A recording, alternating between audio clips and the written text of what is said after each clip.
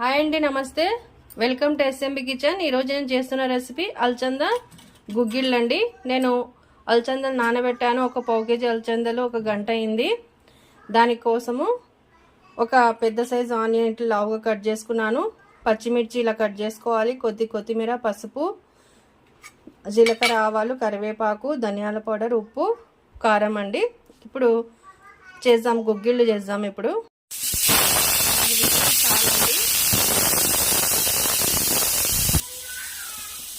మంట బంద్ చేద్దాం. ఇప్పుడు గుగ్గిళ్ళ కోసము తిరువాత పెడదామండి. ఒక కడాయి పెట్టి స్టవ్ ఆన్ చేసి 2 టేబుల్ స్పూన్ ఆయిల్ వేద్దామండి. ఉడికిన తర్వాత నీళ్లు ఇలా వంపేద్దామండి. ఆయిల్ హీట్ అయింది. ఇప్పుడు ఇందులో కట్ చేసి పెట్టిన ఆనియన్స్, కరివేపాకు, పచ్చిమిర్చి,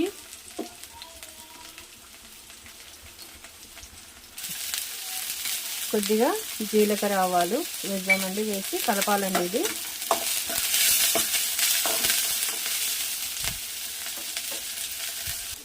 ఆనియన్స్ ఇలా పచ్చిగానే ఉన్నప్పుడే మనము 1 టేబుల్ స్పూన్ పసుపు, 1 టేబుల్ స్పూన్ కారము,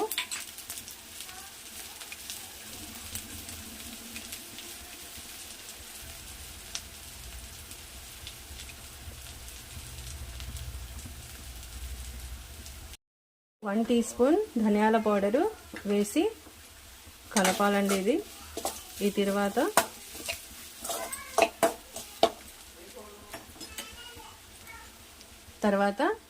ఉడకబెట్టిన ఈ అలచందలు గుగ్గిళ్ళు ఇందులో వేద్దాము.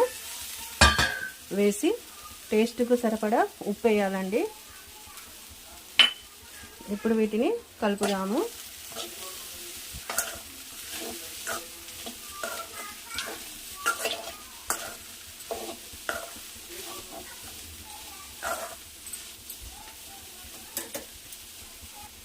చివరిగా కొద్దిగా కొత్తిమీర వేసేద్దాం.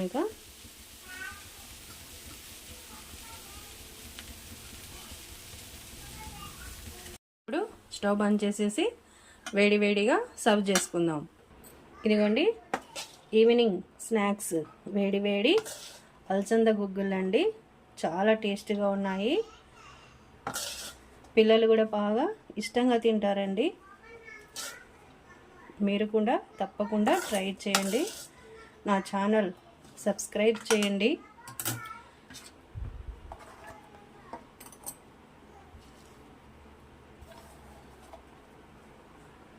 లైక్ చేయండి. Thank you.